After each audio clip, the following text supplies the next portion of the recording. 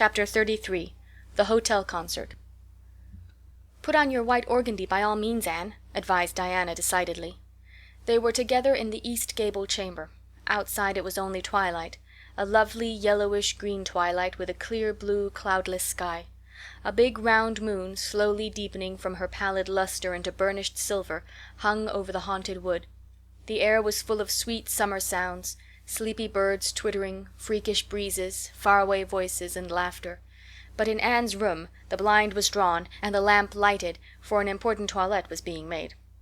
The east gable was a very different place from what it had been on that night 4 years before, when Anne had felt its bareness penetrate to the marrow of her spirit with its inhospitable chill.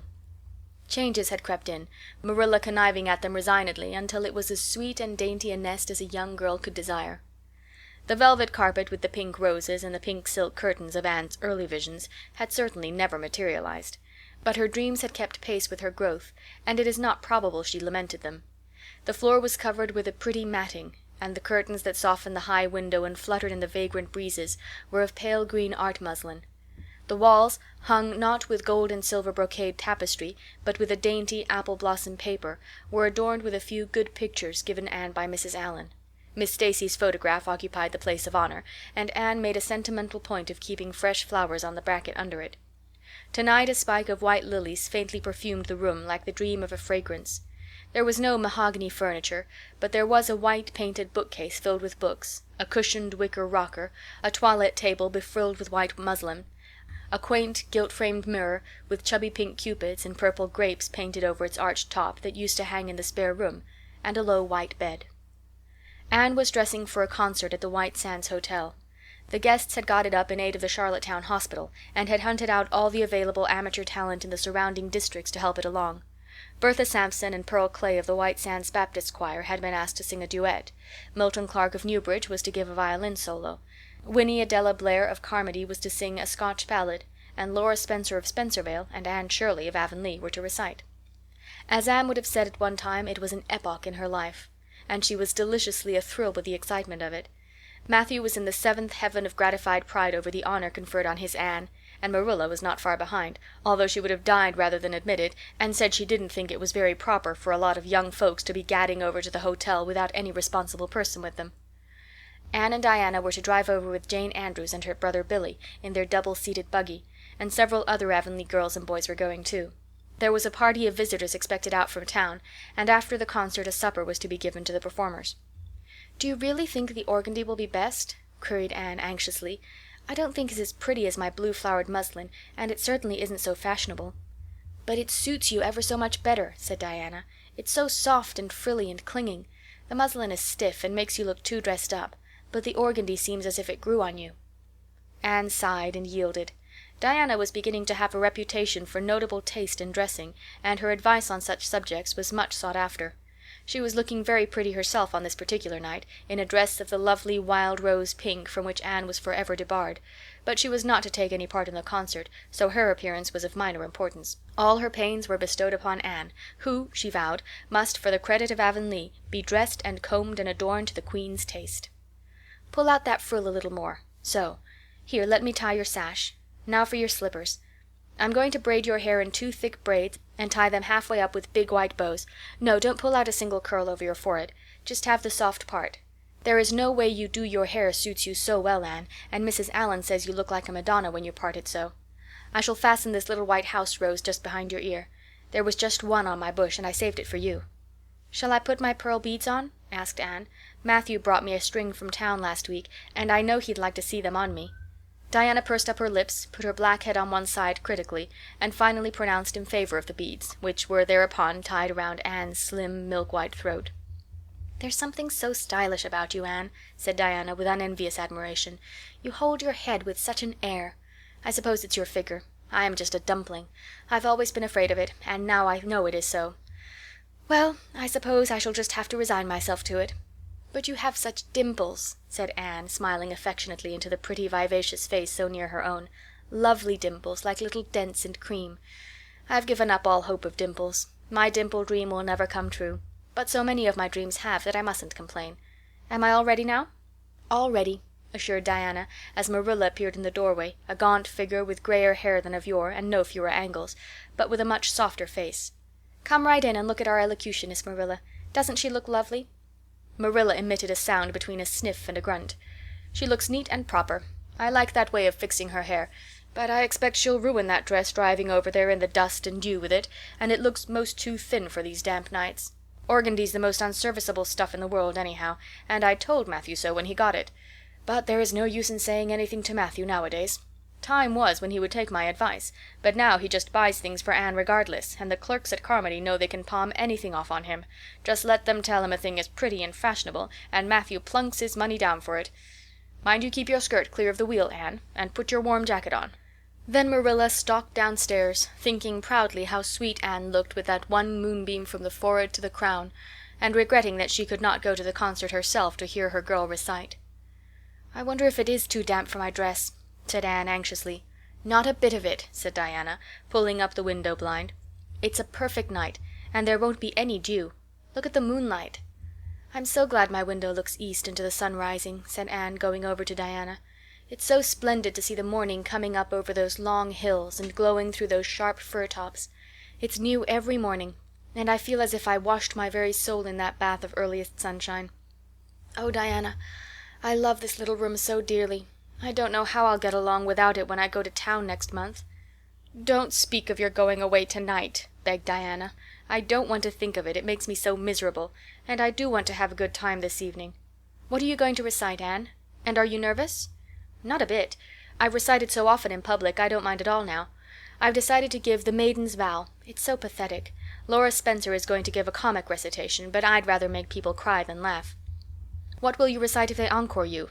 "They wouldn't dream of encoring me," scoffed Anne, who was not without her own secret hopes that they would, and already visioned herself telling Matthew all about it at the next morning's breakfast table.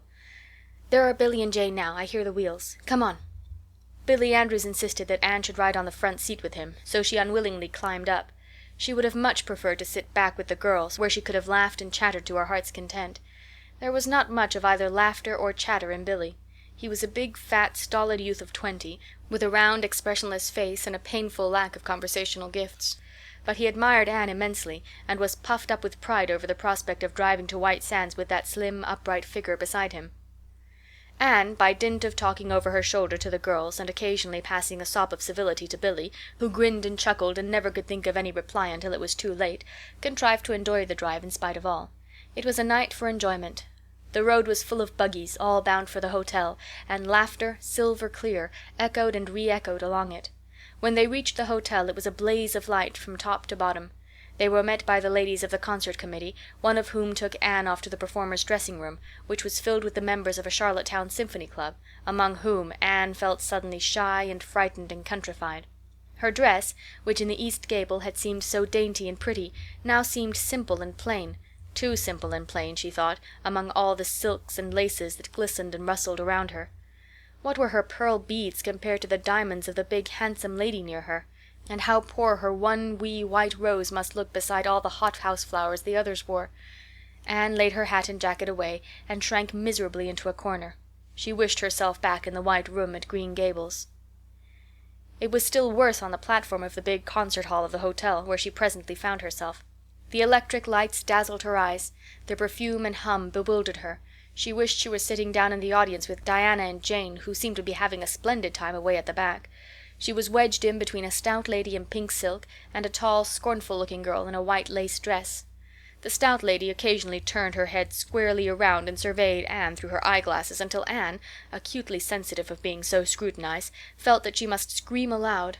And the white lace girl kept talking audibly to her next neighbor about the country bumpkins and rustic belles in the audience, languidly anticipating such fun from the displays of local talent on the program. Anne believed that she would hate that white lace girl to the end of life. Unfortunately for Anne, a professional elocutionist was staying at the hotel and had consented to recite. She was a lithe, dark-eyed woman in a wonderful gown of shimmering gray stuff like woven moonbeams, with gems on her neck and in her dark hair. She had a marvelously flexible voice and wonderful power of expression. The audience went wild over her selection. Anne, forgetting all about herself and her troubles for the time, listened with rapt and shining eyes. But when the recitation ended, she suddenly put her hands over her face. She could never get up and recite after that. Never. Had she ever thought she could recite? Oh, if she were only back at Green Gables! At this unpropitious moment her name was called. Somehow Anne, who did not notice the rather guilty little start of surprise the white lace girl gave, and would not have understood the subtle compliment implied therein if she had, got on her feet and moved dizzily out to the front. She was so pale that Diana and Jane, down in the audience, clasped each other's hands in nervous sympathy. Anne was the victim of an overwhelming attack of stage fright. Often as she had recited in public, she had never before faced such an audience as this, and the sight of it paralyzed her energies completely. Everything was so strange, so brilliant, so bewildering.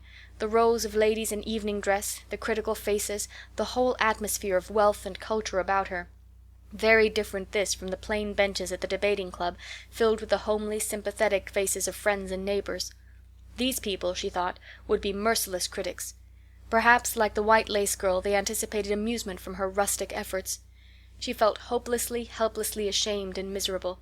Her knees trembled, her heart fluttered, a horrible faintness came over her, not a word could she utter, and the next moment she would have fled from the platform despite the humiliation which, she felt, must ever after be her portion if she did so.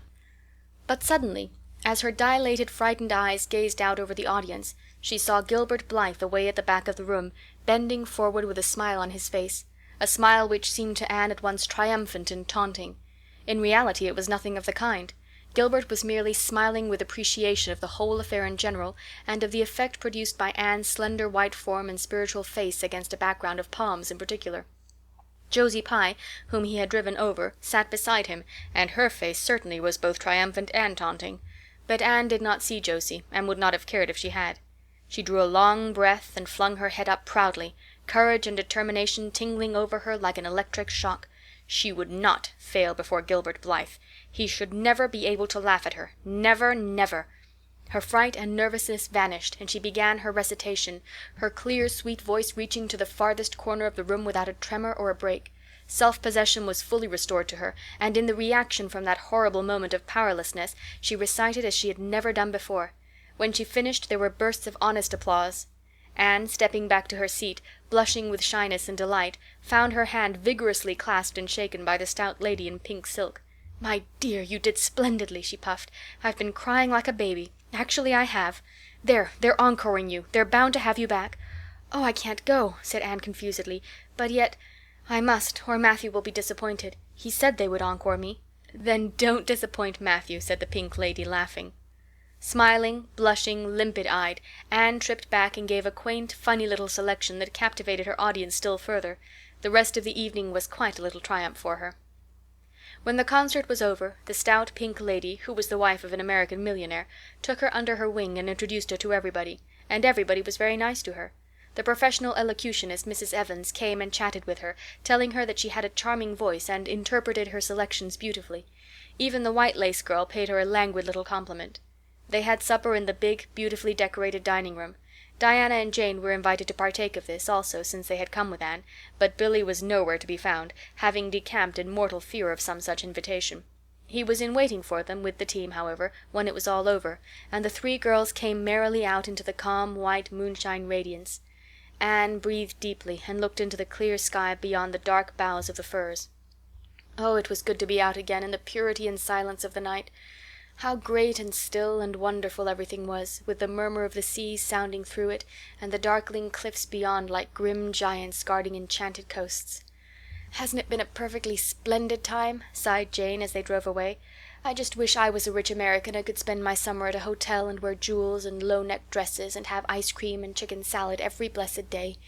I'm sure it would be ever so much more fun than teaching school. Anne, your recitation was simply great, although I thought at first you were never going to begin. I think it was better than Mrs. Evans's." "Oh, no, don't say things like that, Jane," said Anne quickly, "because it sounds silly. It couldn't be better than Mrs. Evans's, you know, for she is a professional, and I'm only a schoolgirl with a little knack of reciting. I'm quite satisfied if the people just like mine pretty well." "I've a compliment for you, Anne," said Diana. "At least, I think it must be a compliment because of the tone he said it in. Part of it was, anyhow.